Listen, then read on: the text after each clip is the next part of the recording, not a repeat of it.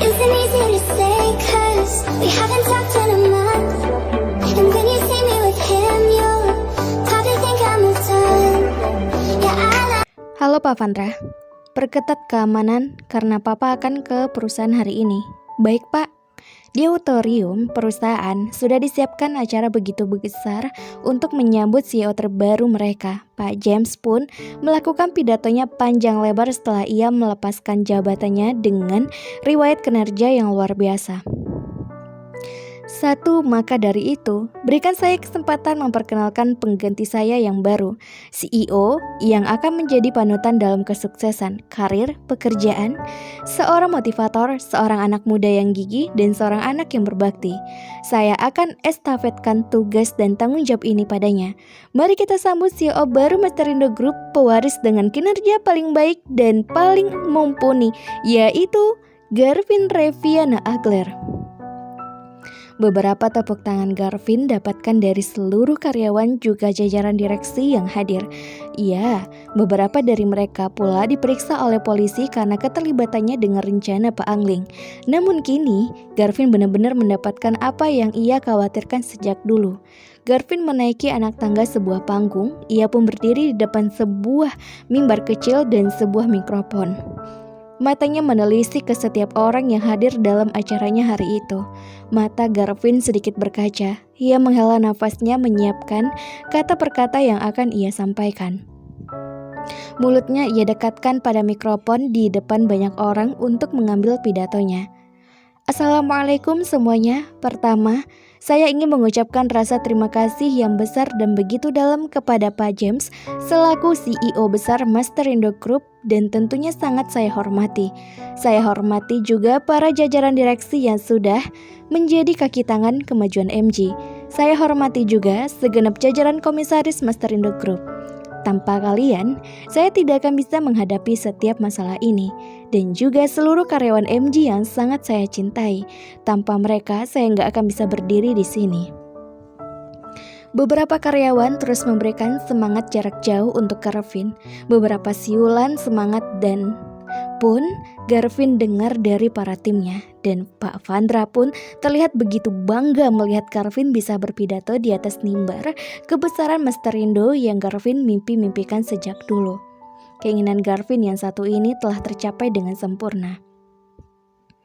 Terima kasih sebanyak-banyaknya. Dengan tanggung jawab ini, saya harap saya bisa lebih kuat untuk bisa membangun MG maju bersama dan berkembang bersama menciptakan sebuah organisasi yang tidak hanya berhasil di Indonesia, namun bisa masuk kancah internasional dengan prestasi-prestasi yang dimiliki.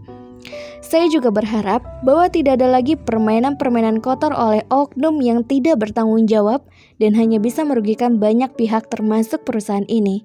Saya mohon kerjasama dari kalian semua untuk membuat MG menjadi perusahaan bersih yang juga bisa menjadi pesaing kuat di dunia bisnis.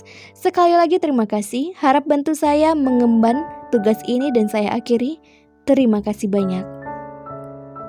Garvin terlihat memenuhi janjinya pada Pak James perihal akan membawa Kela ke hadapan Pak James untuk meluruskan masalah pernikahan mereka. Kela mencium punggung tangan Pak James yang terlihat tersenyum menyambutnya.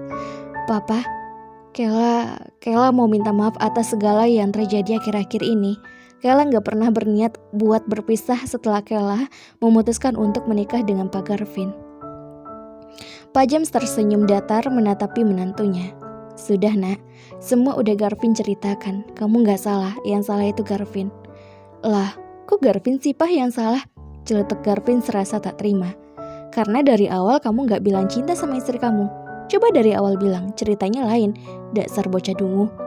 Garvin meringis jengkel ketika ia bahkan dimarahi papanya depan Kela. Hal itu membuat Kela tersenyum melihat kelakuan anak dengan bapak tersebut. Terima kasih banyak Pak. Kela memeluk Pak James dengan hangat. Garvin terlihat memandangi wajah istrinya di rumah. Perusahaan libur 1 hari setelah acara pengukuhannya sebagai CEO. Kela terlihat menyiapkan makan siang untuk suaminya tersebut di rumah baru mereka. Selamat suamiku. Terima kasih sayang. Tak pernah Garvin lewatkan untuk mencium pipi gempal istrinya yang sudah ia rindukan sejak Kela meminta cerai padanya. Namun kini, Garvin tak mau mendengar pengorbanan Kayla terhadap dirinya lagi. Kenapa sih? Cuma berdua doang juga. Iya tapi kan, kenapa? Kamu gak suka ya? Tahu ah, udah sana ganti baju. Sore itu, setelah melaksanakan tugasnya menandatangani beberapa berkas yang ia bawa, Garvin menuju dapur menghampiri Kayla yang tengah membuat kopi. Kamu minum kopi? Akhir-akhir ini saya ngantuk kan. Kenapa? Kamu capek? Jangan kerja di kafe kalau capek mah ya. Kenapa? Emangnya kenapa saya nggak boleh kerja di kafe? Tanya Kayla, begitu penasaran. Ia menatapi wajah Garvin secara dekat. Wajahnya serasa mengejek Garvin sambil melontarkan tanya. Saya nggak ngelarang, cuma saya nggak bisa punya waktu berdua sama kamu. Kamu bisa kembali ke perusahaan dengan begitu, saya nggak akan kesepian selama di sana. Gimana kalau ada Agnes yang nempel terus sama Pak Garvin? Bisik Kayla menatapi kedua mata Garvin. Kenapa? Kamu masih cemburu? Agnes memutuskan ke London tiba-tiba. Kenapa? Saya pernah bilang jangan pernah membicarakan orang lain ketika kita lagi berdua. Saya nggak bisa jatuh pada orang lain karena kamu selalu bikin hati saya penuh, Kayla. Bisik Garvin seduktif. Ia mendekatkan wajahnya pada wajah Kayla. Menatapi bibir seksi Kayla adalah hobi Garvin kini dan ia selalu tak sabar untuk bisa mengicupnya. Ting tung. Suara bel menghentikan keromantisan mereka. Tentu saja, hal itu membuat Garvin pasti sangat jengkel. Mereka pasti udah datang, ucap Kayla pada Garvin yang tertunduk begitu jengkel karena selalu tak jadi menyentuh istrinya dan selalu saja mendapat gangguan dari manapun. Keluarga dari kedua belah pihak pun menyambungi rumah mereka. Pak Abraham, Bu Natasha, Pak James, Bu Angelina, dan Zayan datang beramai-ramai mengunjungi rumah baru Garvin dan Kayla. Hai semuanya, selamat datang di rumah kami. Garvin melakukan penyambutan. Malam itu mereka pun mengadakan dinner bersama dan mengadakan pesta barbecue di ruangan outdoor rumah Garvin. Garvin sendiri sedang mencengkrama dengan Bu Angelina di dapur menyiapkan peralatan untuk steak mereka. Vin, kenapa mah? Kamu gak mau punya anak apa? Garvin menyurang heran mendengar pertanyaan mamanya. Apa mama bilang? Iya jelas Garvin maulah. Lantas, kapan? Kamu udah lakuin itu? Sejenak, Garvin terlihat salah tingkah dan bersambung malu ketika mamanya menanyakan tentang hal yang begitu privat. Itu udah mah. Jawaban Garvin membuat Angelina terlihat begitu girang. Tapi kenapa lama ya? Kayaknya kamu harus program lagi deh. Tukas Bu Angelina sambil melirik Pak James, Pak Abraham, dan Bu Natasha yang menyudutkannya untuk memujuk Garvin di luar rumah. Mereka bahkan mengintip Bu Angelina dan Garvin melalui pintu kaca rumah Garvin. Mereka terlihat sangat lucu mendorong Bu Angelina untuk memberikan Garvin sesuatu. Bu Angelina terus melirik mereka sesekali. Sementara, Kayla tengah sibuk bersama Zayan membalikkan daging steak yang tengah mereka panggang. Mama lihat apa? Tanya Garvin. Bu Angelina memperbaiki sikapnya dengan sang putra. Ia jatuh menjadi canggung tiba-tiba. Vin, Mama bikin jus alpukat nih tadi.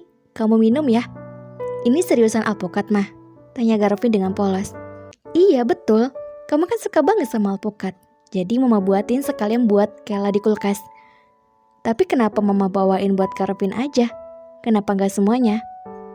Kebetulan yang lain pada gak suka. Jadi cobain deh. Kemanisan gak? Tanya Bu Angelina sambil melirik suami dan kedua besarnya di luar sana dengan diam-diam. Garvin kemudian meminumnya perlahan. Ini real alpukat kan? Tapi kenapa pahit-pahit ya? Mama gak campurin sesuatu kan? Enggak. Itu tadi alpukatnya agak kurang mateng jadi agak pahit. Mama juga tadi coba sih. Tapi enak. Garvin meminum seluruhnya tanpa sisa. Hal itu melegakan Bu Angelina dan kedua besarnya di luar sana sambil melirik saling tertawa. Hampir larut malam, Garvin terlihat memegangi lehernya sejak keluarganya sudah pergi pulang. Wajahnya terlihat cemas tanpa maksud. Pak Garvin, lehernya kenapa? Pak Garvin sakit? Gak tahu nih, serasa panas dingin begini. Kayla mengernyitkan dahinya lagi. Ia seperti dejavu dengan apa yang Garvin rasakan malam itu. Tunggu, Pak Garvin minum sesuatu lagi? Mata Garvin melotot kaget ketika Kayla bahkan menuduhnya meminum herbal dari Bu Angelina. Garvin menggelengkan kepalanya cepat. Enggak, saya cuma minum jus alpukat yang Mama bikin. Lantas, itu beneran jus alpukat? Garvin menghela nafasnya setelah ia bahkan baru saja teringat kalau mamanya benar-benar telah menjebaknya. Dengan polosnya, Garvin bahkan selalu terpedaya oleh mamanya sendiri. Sejenak, Garvin menghela nafasnya sampai terkekeh. Duh, mama pasti berulah lagi. Tapi saya janji, kali ini saya nggak akan nyerang kamu. Saya mau nunggu reaksinya gak hilang. Kamu tidur duluan aja, Kay, ucap Garvin canggung. Ia lantas duduk di sofa dan menyalakan televisi sambil terus mengelus layarnya tak nyaman. Kayla tertunduk bingung. Ia pun menjadi salah tingkah setelah Garvin memilih untuk duduk di depan televisi. Kayla perlahan menghampiri Garvin membuat Garvin menyerang Helen. Kenapa kamu, Kay? Saya nggak mau tidur sendirian. Ini rumah baru. Saya takut. Garvin tersenyum menatapi sikap Kayla yang sangat menggemaskan. Garvin sudah berusaha untuk menahan, namun nyatanya ia tak akan bisa jika Kayla selalu terlihat memikat hatinya. Garvin berdiri menatapi Kayla dengan serius yang tengah duduk di sofa. Pak Garvin mau kemana? Kalau kamu takut, ayo biar saya temenin kamu. Dengan seketika, Garvin menggendong Kayla tiba-tiba membuat Kayla melotot kaget. Pak Garvin, turunin saya. Saya bakalan turunin kamu tapi di sana nanti, ucap Garvin dengan tersenyum sambil membawa Kayla menuju kamar mereka. Siang itu, Garvin memenuhi panggilan sebagai saksi untuk dimintai keterangan atas kasus Pak Angling dan Xavier yang melibatkan MG. Sementara itu, proyek pembangunan gerai internasional pun akhirnya akan dihandle oleh Pak Gunawan selaku Komisaris Tinggi Masterindo Group. Garvin juga sering sekali berbincang dengannya tentang kemajuan MG. Tanpa Pak Gunawan, Pak Garvin pun tak bisa menjalankan perusahaan ini sendirian selama Pak James melakukan pemulihan kesehatan. Dan Pak Vandra sendiri naik jabatan sebagai Direktur Pemasaran menggantikan posisi Pak Angling. Garvin terduduk di depan Xavier setelah meminta izin untuk mengajak Xavier berbicara empat mata dengannya setelah memberikan keterangan pada pihak kepolisian.